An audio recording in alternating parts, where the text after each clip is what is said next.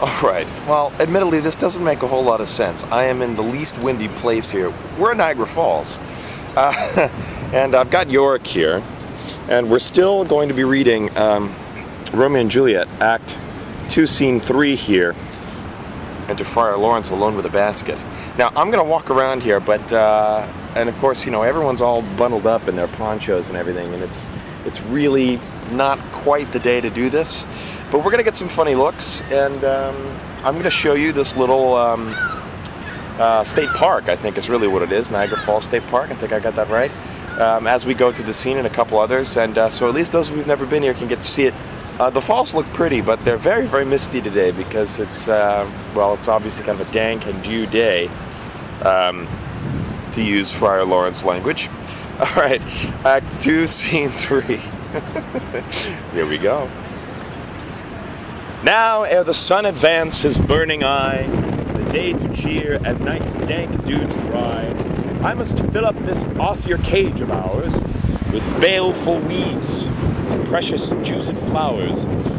The earth that nature's mother is her tomb. What is her burying grave? What is her burying grave? That is her womb.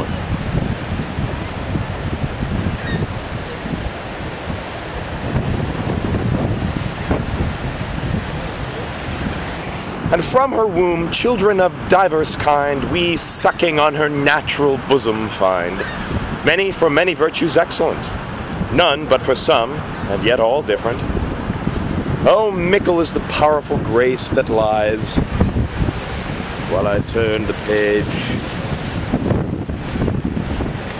in plants, herbs, stones, and their true qualities. For not so vile that on the earth doth live, but to the earth some special good doth give.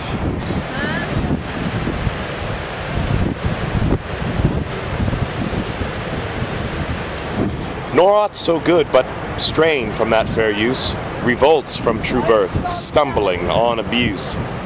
Virtue itself turns vice, being misapplied, and vice sometimes by actions dignified.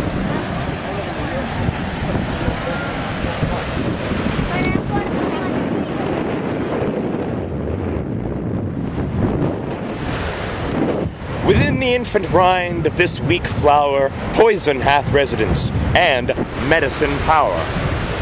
For this being smelt, with that part cheers each part, being tasted, stays all senses with the heart. To such opposed kings encamp them still, in man as well as herbs, grace and rude will. And where the worser is predominant, full soon the canker death eats up that plant.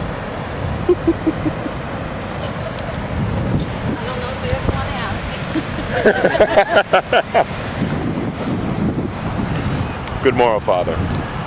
Benedicite! What early tongue so sweet saluteth me? Young son, it argues a distempered head, so soon to bid good morrow to thy bed. Care keeps his watch in every old man's eye, and where care lodges, sleep will never lie. But where unbruised youth with unstuffed brain doth couch his limbs, there golden sleep doth reign. Therefore thy earliness doth me assure thou art uproused with some distemperature. Or if not so, then here I hit it right. Our Romeo hath not been in bed tonight. At last is true, the sweeter rest was mine. God pardon sin. Was thou with Rosaline? With Rosaline, my ghostly father? No.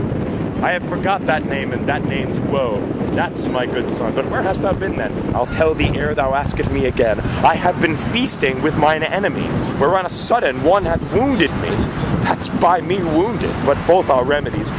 Within thy help and holy physic lies. I bear no hatred, blessed man, for lo, my intercession likewise steads my foe. Be plain, my good son, and homely in thy drift. Riddling confession finds but riddling shift.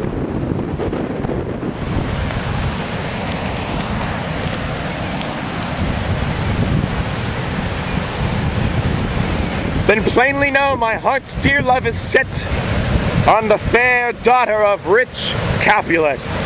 As mine on hers, so hers is set on mine, and all combined, save what thou must combine by holy marriage. When and where and how we met, we wooed and made exchange of vow, I'll tell thee as we pass, but this I pray. Wilt thou consent to marry us today?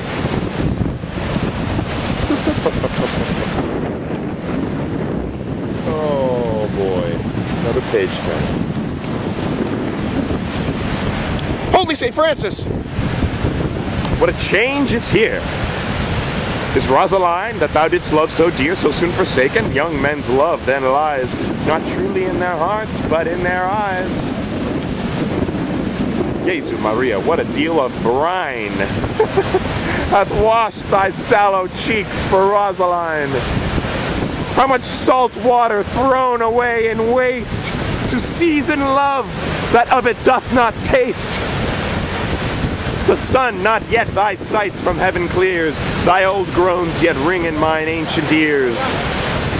Lo, here upon thy cheek the stain doth sit of an old tear that is not washed off yet.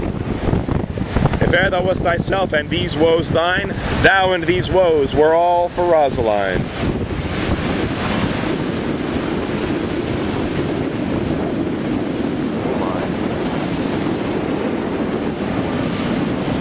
Art thou changed? Pronounce this sentence then. Women may fall where there's no strength in men. Wow. Check out the building. Is the building's top way up there? Oh, that's Canada. Look at that. Oh my God.